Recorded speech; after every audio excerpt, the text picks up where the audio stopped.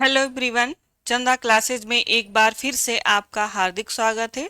तो आज का जो हमारा टॉपिक है वो है स्टोन एज यानी कि पाषाण काल है। पाषाण काल को सबसे पहले ये देखेंगे कि इतिहास को किस तरीके से विभाजन किया गया या कितने भागों में विभाजन किया गया, इसके बारे में देखेंगे। तो सर्वप्रथम हम ये देखते हैं कि ये जो इतिहास है, लिखित साक्ष्य यानी कि इतिहास को चार तरीके से बांटा गया है। एक तो आपका लिखित साक्ष्य के आधार पर विभाजन किया गया, दूसरा आपका धर्म के आधार पर विभाजन किया गया, तीसरा तकनीकी के आधार पर विभाजन किया और नेक्स्ट है आपका इतिहास का विभाजन। तो सबसे पहले हम ये देख रहे हैं कि यहाँ पे लिखित साक्ष्य के आधार पर जो विभाजन किया गया है वो किस प्रकार है। चलिए, ये है हमारा लिखित साक्ष्य के आधार पर विभाजन जो सर्वप्रथम किया गया है यहाँ पे तीन भागों में। सबसे पहला भाग है यहाँ पे प्रागैतिहासिक काल। प्रागैतिहासिक काल यानी कि prehistoric age, prehistoric age. और दूसरा है यहाँ पे आद्य ऐतिहासिक काल, आद्य ऐतिहासिक काल यानी कि प्रोटो हिस्ट्री, प्रोटो हिस्ट्री। और जो तीसरा है वो है आपका ऐतिहासिक काल, ऐतिहासिक काल यानी कि हिस्टोरिक एज है, हिस्टोरिक एज। ठीक है, हम इसमें ये देख रहे हैं इसलिए है क्योंकि हमारा जो टॉपिक है वो पाषाण काल यानी कि स्टोन एज है। इसी की वजह से इसका बैकग्राउंड है कि यहाँ के लिखित साक्ष्य के आधार पर इतिहास को तीन भागों में विभाजन किया गया। एक तो आपका है प्रागैतिहासिक काल यानी कि प्री हिस्टोरिक एज है, और दूसरा है आपका प्रोटो हिस्ट्री यानी कि प्रोटो हिस्टोरिक एज है, आद्य ऐतिहासिक काल। तीसरा ऐतिहासिक काल है यानी कि हिस्टोरिक एज है। तो हम ये जो हिस्सा है आपका पाषाण काल का ये भाग देखेंगे कहाँ पे है। जैसे कि हम ये जो प्रागैतिहासिक काल है इसको, इसमें क्या क्या हम पढ़ेंगे। प्रागैतिहासिक काल को हम पढ़ते हैं दो भागों में, दो भागों में विभाजन किया जाता है इसका। और दो भागों में जब विभाजन करेंगे तो प्रागैतिहासिक काल में क्या क्या पढ़ेंगे। एक तो आपका पाषाण काल होगा, पाषाण काल यानी कि स्टोन एज।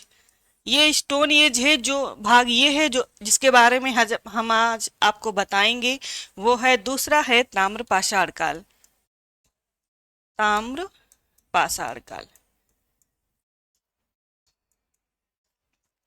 ठीक है, प्रागैतिहासिक काल के अंतर्गत ही हम पाषाण काल को भी पढ़ते हैं और ताम्र पाषाण काल को भी पढ़ते हैं। जब बात आती है आद्य ऐतिहासिक काल की तो इसमें भी दो भाग किए जाते हैं। एक हड़प्पा काल का होता है, दूसरा वैदिक काल का होता है। दो भाग इसमें भी पढ़ते हैं। तीसरे में ऐतिहासिक काल है जो तीनों भागों में विभाजन किया जाता है। एक आपका एंशिएंट है, मिडुअल है और मॉडर्न है, इसमें तीनों पढ़ेंगे। बात करेंगे अगर हम इसके टाइम पीरियड की, तो इसका टाइम पीरियड है प्रागैतिहासिक काल का 25 लाख BC से शुरू होता है और 1000 पर खत्म होता है। अच्छा, 25 लाख BC, जैसे 25 लाख BC या फिर 30 लाख BC तब माना जाओ, ये विश्व की हम बात कर रहे हैं, तब इसका टाइम पीरियड रहता है 25 लाख या 30 लाख। वो भी यहाँ से कभी भी कोई भी क्वेश्चन नहीं उठाया जाता है, इसलिए क्योंकि इसमें मतभेद हमेशा बना रहा है। जैसे 5 लाख, यहाँ पे 25 लाख है तो विश्व के तरीके से देखेंगे तो 25 या 30 होगा। अगर हम भारत की बात करेंगे तो यहाँ पे 5 लाख BC हम लिख सकते हैं। 1000 BC इसलिए है क्योंकि यहाँ पे पाषाण काल तक अंत होता है। बात करेंगे अगर हम आद्य ऐतिहासिक काल के टाइम पीरियड की, तो ये कहीं कहीं आपको 2800 BC से भी प्रारंभ बताएगा और 3000 BC से हम ले लेते हैं कि इसका टाइम पीरियड जो है वो 3000 BC से शुरू होता है और 600 BC पर एंड होता है। क्यों? क्योंकि यहाँ पे इसमें दो काल पढ़ेंगे, एक हड़प्पा काल पढ़ते हैं और दूसरा वैदिक काल पढ़ते हैं। हड़प्पा काल का जो टाइम पीरियड रहेगा कार्बन डेटिंग पद्धति के अनुसार तो कितना माना जाता है, 2350 से लेकर 1750 तक हड़प्पा काल का टाइम पीरियड माना जाता है। जब बात आती है आपकी वैदिक काल की तो वहाँ पे टाइम पीरियड 1500 बीसी से शुरू हो जाता है, 600 बीसी तक इसका फिनिश होता है। जब बात करेंगे हम यहाँ पे ऐतिहासिक काल की, तो ऐतिहासिक काल का जो टाइम पीरियड है वो 6वीं शताब्दी से प्रारंभ माना जाता है। इसलिए क्योंकि प्रागैतिहासिक काल का 1000 हो गया, यहाँ पे 600 बीसी से हो जाता है। यहाँ पे प्रागैतिहासिक काल में जो था लेखन कला का विकास नहीं हो पाया था, इसलिए यहाँ पे ना ही कोई भाषा लिखी गई थी, इसीलिए ना ही इसे पढ़ा गया था, यानी कि अलिखित है, अपठित है और या उत्खनन पर आधारित है, यानी पुरातत्व पर निर्भर करता है। और जो आदि ऐतिहासिक काल है, यहाँ पे हड़प्पा काल हो जो भी वैदिक काल है, लिखित तो हुआ था, लिखित लिखा गया, लेखन कला का विकास हो चुका था, पर कैसी शैली थी यहाँ पे, चित्रात्मक और भावात्मक शैली थी, लेकिन लिखी गई थी, लेकिन आज तक किसी ने पढ़ नहीं पाया। तो इसीलिए इस काल को यानी कि आद्य ऐतिहासिक काल को कहा जाता है लिखित है पर अपठित है, या भी उत्खनन पर आधारित माना जाता है। ये बात करेंगे ऐतिहासिक काल की। यहाँ पे जो देखेंगे लिखित भी है और पठित भी है, लिखा भी गया, पढ़ा भी गया और यह प्रमाणित भी माना गया, यह भी उत्खनन पर भी आधारित रहता है। तो इस तरीके से हम देखेंगे लिखित साक्ष्य के आधार पे जो विभाजन किया गया है उसी में हमारा आता है पाषाण काल यानी कि स्टोन एज है, जिसके बारे में हम आपको बताएंगे स्टोन एज है तो वो कैसे आपको देखा जाएगा, पढ़ा जाएगा। चलिए हम चलते हैं स्टोन एज के बारे में।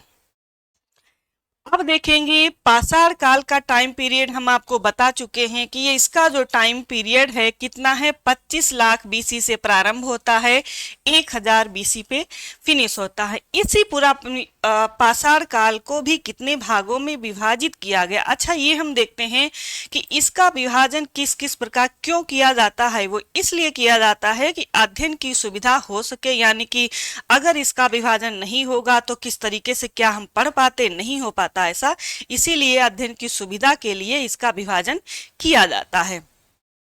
जैसे पाषाण काल है, पाषाण काल को निम्न कितने भागों में बांटा गया है, 3 भागों में। एक हमारा कौन सा है, यहाँ पे देखते हैं पाषाण काल को पूरा पाषाण काल, फिर दूसरा है आपका मध्य पाषाण काल यानी कि मीसोलिथिक एज है, और तीसरा है नियोलिथिक एज यानी कि नव पाषाण काल का। पाषाण काल को 3 भागों में विभाजन किया गया है, जिसका टाइम पीरियड अगर हम देखेंगे तो पूरा पाषाण काल का टाइम पीरियड जो है 25 लाख से शुरू होता है और 10,000 बीसी पे खत्म होता है, पूरा पाषाण काल का है। मध्य पाषाण काल 9000 से शुरू होता है, 4000 बीसी पे रहता है। इसका टाइम पीरियड 9000 बीसी से लेकर 1000 बीसी माना जाता है। चलिए ये तो हो गई हमारे पाषाण काल का विभाजन है, 3 भागों में किया गया, एक पूरा पाषाण काल, मध्य पाषाण काल और नव पाषाण काल में किया गया है। अब हम देखेंगे यहाँ पे अब पूरा पाषाण काल का भी विभाजन हुआ है। पूरा पाषाण काल जो है ये भी 3 भागों में बांटा गया है। संपूर्ण पूरा पाषाण काल जो है वो कि हिमयुग के अंतर्गत व्यतीत हुआ है, पूरा यानी हिमयुग यानी कि ठंड के मौसम में ही रहा है, लेकिन फिर भी इसको 3 भागों में किसने किया विभाजन। जैसे हम कहते हैं कि औजार के प्रौद्योगिकी के आधार पर इसका विभाजन किया गया है, लारतेत ने किया है। कब किया है, 1870 ईस्वी में किया है, यानी कि पूरा पाषाण काल का जो विभाजन है लारतेत ने 1870 ईस्वी में इसका विभाजन किया था।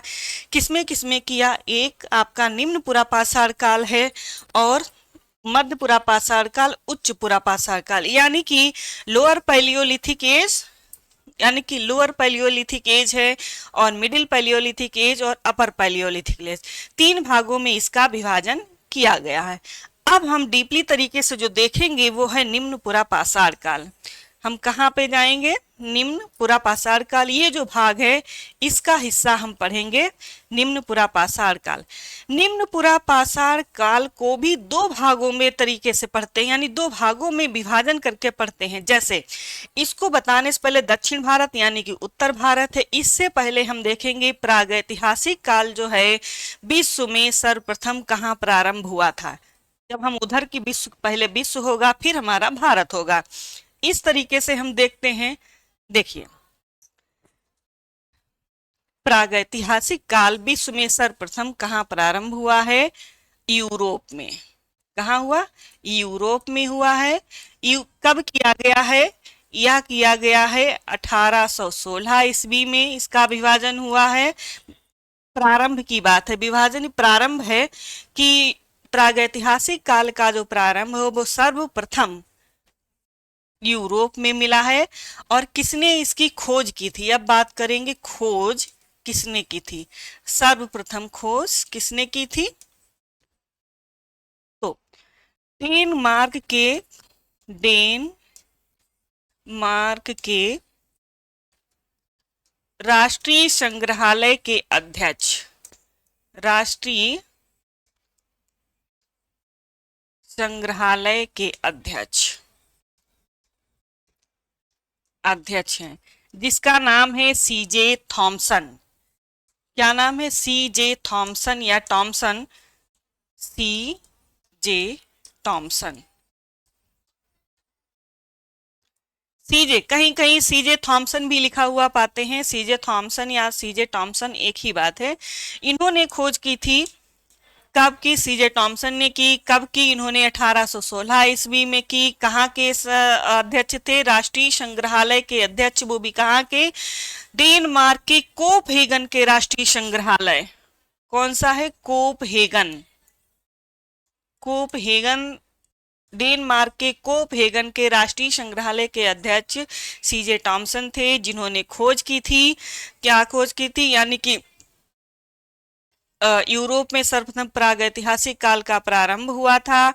जब प्रारंभ हुआ है तब हम देखेंगे ये अध्यक्ष थे, वो कौन थे? यानी कि सीजे टॉमसन थे। सीजे टॉमसन ने किसके, यानी कि मानव द्वारा प्रयोग में लाए गए जो औजार, यानी कि मानव जो औजार बनाया है, जो उसी के आधार पर उन्होंने मानवीय विकास का विभाजन किया है। कब किया है? 1816 ईस्वी में। 1816 ईस्वी में सीजे टॉमसन ने मानवीय विकास के आधार पर 3 भागों में प्रागैतिहासिक काल को 3 भागों में विभाजन किया। एक तो आपका पाषाण काल है, पाषाण काल। दूसरा है ताम्रकांस्य काल, ताम्रकांस्य काल। तीसरा है लौह काल।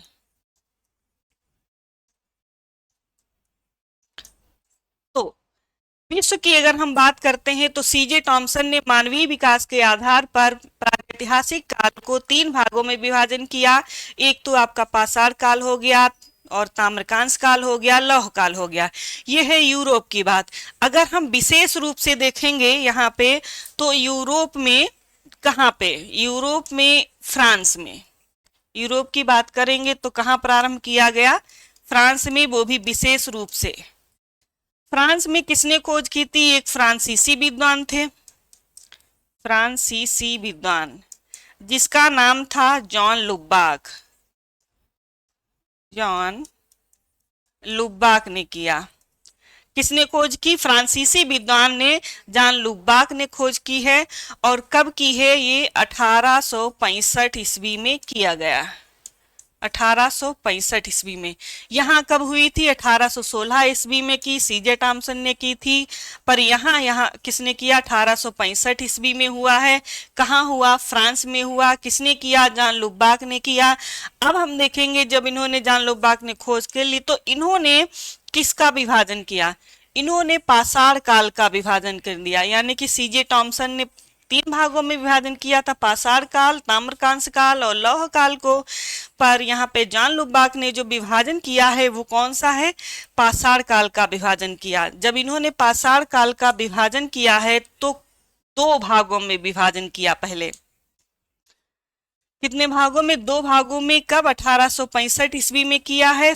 कौन सा पाषाण काल को? पूरा पाषाण काल में, पूरा पाषाण काल, पूरा पाषाण काल कहें या प्रारंभिक पाषाण काल कहें, प्रारंभिक पाषाण काल को ही पूरा पाषाण काल बोला गया है।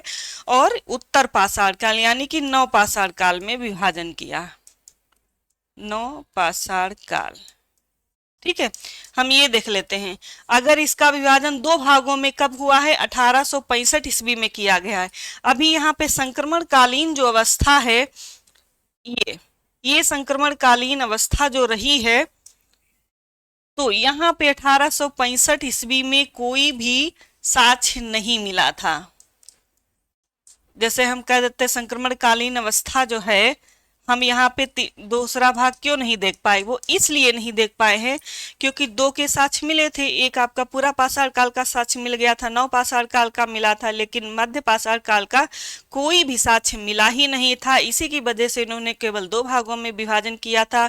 एक चीज और भी है, जॉन लुबाक ने अपनी एक पुस्तक भी लिखी थी जिसका नाम है, यहाँ पे जॉन लुबाक की पुस्तक है प्री हिस्टोरिक टाइम्स के नाम से, प्री हिस्टोरिक टाइम्स। ये पुस्तक लिखी थी। इन्होंने इसमें किस चीज का वर्णन किया था, इन्होंने इसमें वर्णन जो किया है, इन दोनों का अंतर बताया। एक नव पाषाण काल और पूरा पाषाण काल के बीच का जो है अंतर स्पष्ट किया है। किसने है, जॉन लुबाक ने अपनी एक पुस्तक लिखी जिसका नाम है प्री हिस्टोरिक टाइम्स है। प्री हिस्टोरिक टाइम्स से जो वर्णन किया है वो कौन सा वर्णन, यानी कि पूरा पाषाण काल और नव पाषाण काल के बीच का जो अंतर है वो स्पष्ट किया है प्री हिस्टोरिक टाइम्स में। चलिए, यहाँ पे 1865 ईस्वी में अभी मध्य पाषाण काल नहीं आया है, लेकिन कब इसकी खोज कर ली गई थी, इसकी खोज की गई है 1887 ईस्वी में। कब की गई, 1887 ईस्वी में कर ली गई है। यहाँ पे जो 1887 में खोज हुई है, पर कहाँ से हुई, फ्रांस का एक शैलाश है यानी कि गुफा है जिसका नाम है लॉ मसीदा अजी, लॉ मसीदा अजी, यहाँ से खोज की गई। यहाँ से 1887 में खोज की गई है। यहाँ पे तीनों प्रकार के औजार मिले थे, यानी कि पूरा पाषाण काल का भी, मध्य पाषाण काल का भी और नव पाषाण काल का भी। तो यहाँ पे तीनों विभाजन 1887 ईस्वी में पूरा पाषाण काल, मध्य पाषाण काल और नव पाषाण काल तीनों भागों में विभाजन कर दिया गया मध्य पाषाण काल का। ठीक है, ये तो बात हो गई आपकी विश्व की। जैसे मैंने कहा कि यहाँ पे पाषाण काल को कैसे, निम्न पूरा पाषाण काल मुझे पढ़ाना है, आपको बताना है, तो उससे पहले हम ये जानेंगे कि भारत में तब एंट्री करेंगे जब विश्व में आएंगे। तो विश्व में सर्वप्रथम कैसे आए, मैंने कहा कि विश्व में प्रागैतिहासिक काल का जो प्रारंभ है वो कब हुआ है, 1816 ईस्वी में किया गया है। किसने किया है, डेनमार्क कोपेनहेगन के राष्ट्रीय संग्रहालय के अध्यक्ष हैं, वो कौन है, सीजे टॉमसन है। उन्होंने खोज की है, उन्होंने ही मानव द्वारा जो प्रयोग में लाए गए औजार थे उन्हीं मानवीय विकास के आधार पर उन्होंने प्रागैतिहासिक काल को 3 भागों में विभाजन किया था। 3 भागों में जब विभाजन किया है, वो पाषाण काल हो गया, ताम्रकांस काल हो गया, लौह काल हो गया, 3 भागों में विभाजन कर दिया। फिर उसके बाद हम देखेंगे विशेष रूप से जो यूरोप में है, कहाँ पे इसकी खोज की गई थी, वो फ्रांस में की गई थी। अब हम देखेंगे फ्रांस में जब खोज कर दी गई थी वह कि वो खोज किसने की थी, फ्रांस में हुआ है तो फ्रांसीसी विद्वान ने की है जिसका नाम था जॉन लुबाक ने खोज की है। जब जॉन लुबाक ने खोज की है तो जॉन लुबाक ने ही पाषाण काल का विभाजन 2 भागों में किया है। कब किया, 1865 ईस्वी में केवल 2 भागों में विभाजन किया था, एक पूरा पाषाण काल और नव पाषाण काल। वो तीसरा भाग था मध्य पाषाण काल यानी संक्रमण कालीन अवस्था रही थी। वहां पे किसी भी यानी कि मध्य पाषाण काल का कोई भी साक्ष्य न मिलने के कारण ही 2 भागों में विभाजन किया गया था। ये बात थी आपकी 1865 ईस्वी की। पर 1865 के बाद जो मध्य पाषाण काल संक्रमण कालीन अवस्था आती है वो 1887 ईस्वी में आगे चल के जॉन लुबाक ने ही फ्रांस का एक शैलाशय है जो गुफा कही जाती है जिसका नाम है लॉ मसीदा अजी, वहां से जब 1887 ईस्वी में मध्य पाषाण काल का भी औजार खोज लिया गया तो उसी समय 1887 ईस्वी में पाषाण काल को 3 भागों में बांट दिया गया। एक आपका पूरा पाषाण काल, मध्य पाषाण काल और नव पाषाण काल, तीनों भागों में विभाजन हो गया। ये आपकी विश्व है। अब हम देखेंगे कि ये विश्व के बाद में भारत में कहाँ आए। निम्न पूरा पाषाण काल को जब हम पढ़ते हैं, यहाँ पे देखेंगे ये, इसको जब हम पढ़ेंगे तो दो भागों में बांटा गया था। एक आपका दक्षिण भारत, दूसरा आपका उत्तर भारत। तो सर्वप्रथम विश्व के बाद सबसे पहले कहाँ आएंगे, विश्व यानी कि दक्षिण भारत में प्रारंभ हुआ। अब हम इसको ये देखेंगे कि दक्षिण भारत में जब प्रारंभ हुआ है, किसने खोज की थी, यहाँ पे कब की थी, किसने की और कब की। तो सर्वप्रथम हम ये देखें, यहाँ पे सर्वप्रथम जो खोज हुई है वो है 13 मई 1863 ईस्वी को खोज की गई है।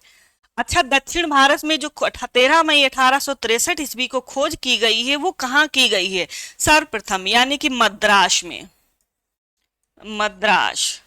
मद्रास को का जो वर्तमान नाम चेन्नई के नाम से जाना जाता है। ये मद्रास में जो प्लेस है यानी कि स्थल का नाम है वो है पल्लवरम के नाम से।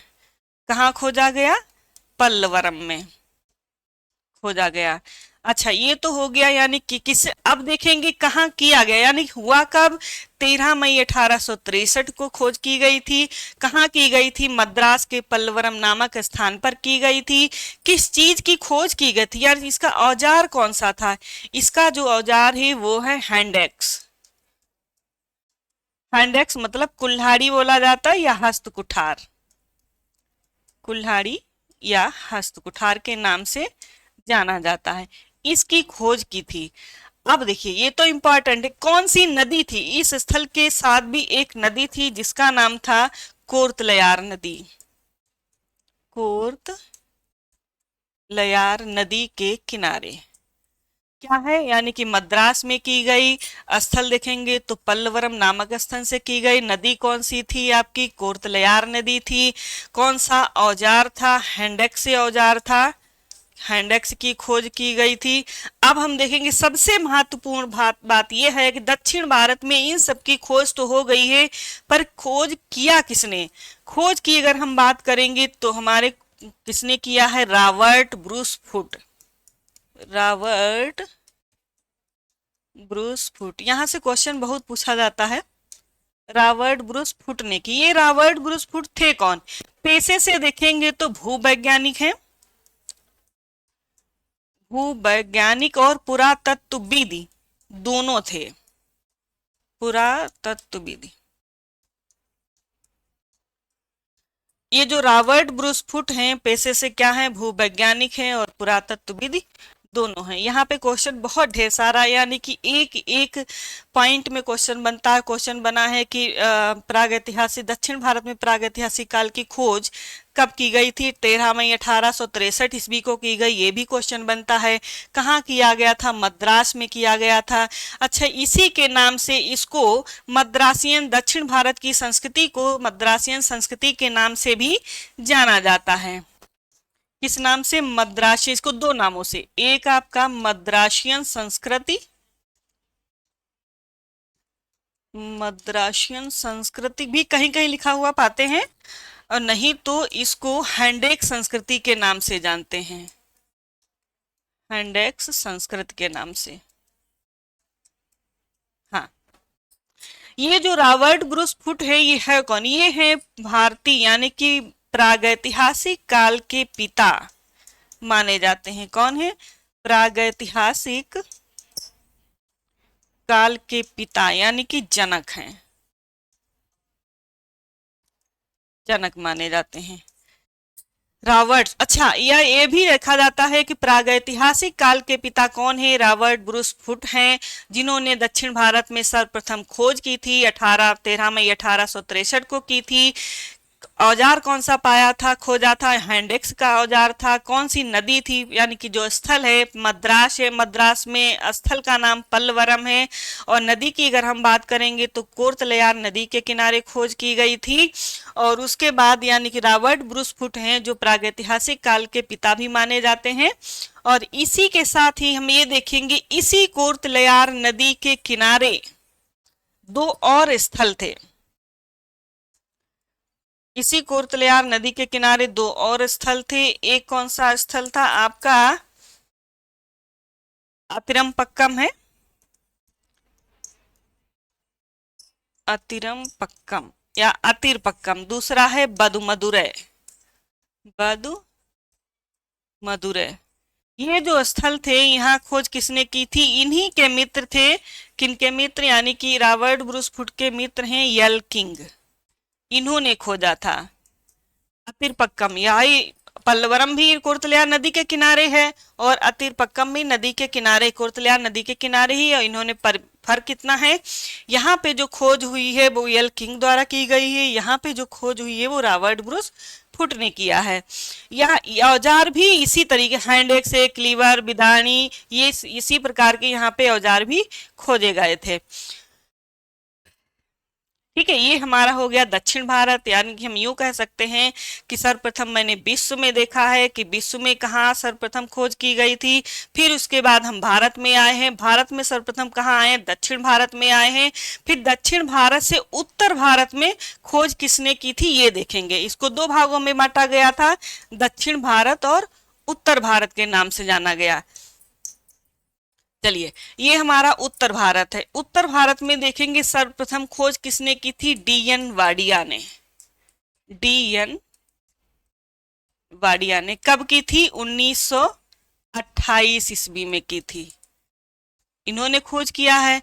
कहाँ किया है? यानी किसने खोज की ये हो गया, यानी कि डीएन वाडिया ने किया, 1928 ईस्वी में किया। कहाँ किया गया है? पाकिस्तान, पाकिस्तान का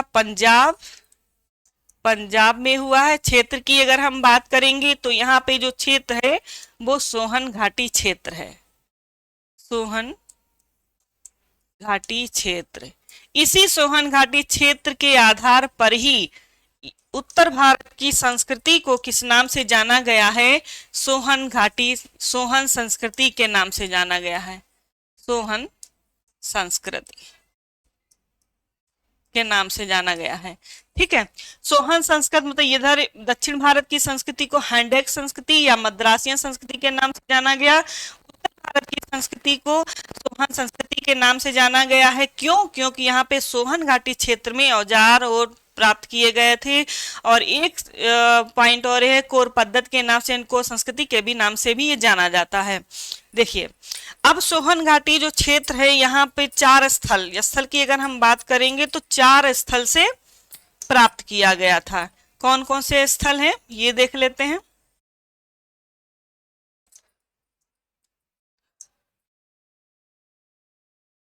हाँ, एक आपका स्थल हो जाएगा यहाँ पे मलकपुर,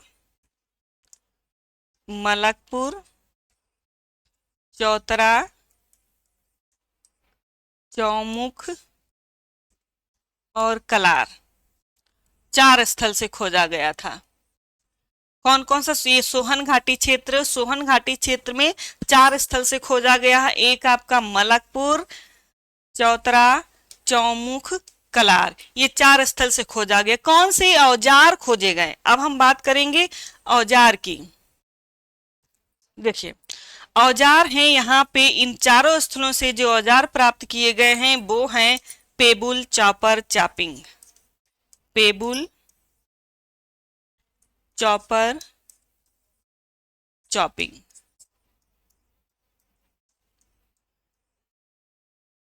ये औजार यहाँ से प्राप्त किए गए थे।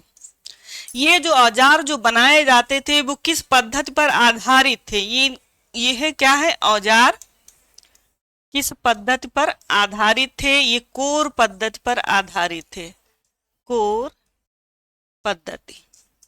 अच्छा, कोर पद्धति पे आधारित थे। कोर पद्धति होता क्या है? चलिए, ये है पेबुल, ये एक पेबुल है, यानी कि एक पत्थर का नाम है पेबुल। जो समूचा पत्थर होता है उसे पेबुल बोला जाता है। ये सब औजार हैं चॉपर और चॉपिंग कोर पद्धति पे। जैसे यहाँ देखते हैं कि ये एक नदी है। मैंने ये कहा कि पेबुल क्या है। पेबुल को समझने के लिए जैसे मान लो नदी का बहाव है, बह रहा है, तो यहाँ पे जो मूल पाषाण खंड है तो ऐसा तिरछा रहता है, कैसे भी करके ये रहता है। फिर धीरे धीरे पानी के बहाव में जो बनता है, पहले थोड़ा सा गोल होता है, फिर ये इतना गोल होता है, फिर घूमते घूमते घूमते पूरा गोल हो जाता है। यानी कि पानी का बहाव यानी कि होते होते फिर पूरा गोल होता है, जिसे कहते हैं चिकना हो जाता है बटिकास्म के नाम से। तो ये जो गोल पत्थर है ये पेबुल के नाम से जाना जाता है। पद्धति की मैंने बात की थी, जैसे कि जो औजार हैं वो कैसे बनाए जाते थे। औजार की अगर हम बात करेंगे तो ये पत्थर जो पेबुल है हमारा, तो यहाँ पे जैसे मैंने उसे पाषाण को फोड़ा है या तोड़ दिया हथौड़े से, जब टूटेगा या तो फलक पर आधारित हो जाएगा। जैसे ये हमारा है, तो जब टूटेगा तो यहाँ पे ये फलक निकली, ये निकली, इधर उधर की जो थी वो टूट गई। तो ऐसे जब तो इसको किस नाम से जाना जाता है, या फलक कहा जाता है, फलक या सल्क। यह जो फलक संस्कृति है वो मध्य पुरा पाषाण काल में आ जाएगी। जैसे कि इसके बाद का जो निम्न पाषाण काल का बाद की बात है तो उस समय माना जाएगा। ठीक है, पेबुल तो ये चीज है, इसको ये फलक हो गई है। जब ये बीच का खंड बचता है आपका, जो बीच का जो गोल गोल बन जाता है बराबर, तो यही चीज है पेबुल। तो इसको कहते हैं, इसको खरोच खरोच कर, यानी कि खरोच खरोच कर जो बनाया जाता है चिकना, तो जो औजार बनाए जाते हैं वो है कोर पद्धति कहा जाता है। कोर पद्धति के नाम से जाना जाता है। यही चीजें यानी कि हमारी जो पत्थर है, चॉपर, चॉपिंग, हैंड एक्स जो भी बना है कोर पद्धति पर आधारित है। इस पेबुल को खरोच खरोच कर बनाया जाता है। जब आगे चल के हम आएंगे मध्यपुरा पाषाण काल में तो छोटा सा कहेंगे थोड़ा सा परिवर्तन आ जाता है कि औजार भी चेंज हो जाते, औजार भी वही रहते हैं, जैसे बेधक हो गया, तक्षणी हो गया, बिदारणी हो गया। इस तरीके से जो औजार रहेंगे वो फलक पर आधारित हो जाते हैं। इसी की वजह से यानी कि ये जो फलक है इस पे आधारित है बनाया जाता है। और निम्न पुरा पाषाण का पेबुल पर आधारित बनता है, कोर पद्धति के आधार पर बनाया जाता है, इसीलिए कोर पद्धति के नाम से जाना जाता है। इसी को इसीलिए कहा जाता है कि फ्रांस में इसको किसको कोर पद्धति को किस नाम से जाना जाता है, अवेवेली पद्धति के नाम से जाना जाता है। अवेवेली पद्धति के नाम से। और यही बात करेंगे मध्यपुरा पाषाण काल की, यानी मध्यपुरा पाषाण काल फलक संस्कृति को किस नाम से जाना जाता है, आइसुलियन पद्धति के नाम से जाना जाता है। तो ये कोर पद्धति अवेवेली पद्धति के नाम से हो गया है। अगर हम आगे बात करेंगे फलक संस्कृति की, तो इस पर आधारित फलक पर आधारित औजार बनेंगे। अभी यहाँ पे हमारा केवल निम्न पुरा पाषाण काल है। निम्न पुरा पाषाण काल कोर पद्धति पर आधारित औजार बनाए जाते थे। जो अब इससे पहले कि देखेंगे, जब सर्वप्रथम मैंने विश्व में देख लिया, फिर मैंने पाषाण काल को भारत में देखा, या प्रागैतिहासिक काल को हम कहें कि भारत में सबसे पहले दक्षिण भारत में आया, दक्षिण भारत से उत्तर भारत में आया। फिर इसके बाद हमारा टॉपिक आएगा मध्यपुरा पाषाण काल, यानी कि पाषाण काल का जो 3 बार विभाजन किया, 3 भागों में, एक पुरा पाषाण काल, मध्य पाषाण काल, नव पाषाण काल। फिर पुरा पाषाण काल का जो हिस्सा है 3 भागों में विभाजन हुआ था वो कौन सा है, निम्न पुरा पाषाण काल है, आपका मध्य पुरा पाषाण काल है, उच्च पुरा पाषाण काल। जो अभी अभी मैंने आपको बताया है वो निम्न पुरा पाषाण काल के बारे में बताया है। नेक्स्ट आने वाला है, नेक्स्ट हम बताएंगे आपको मध्य पुरा पाषाण काल के बारे में। ठीक है, तब तक के लिए थैंक यू।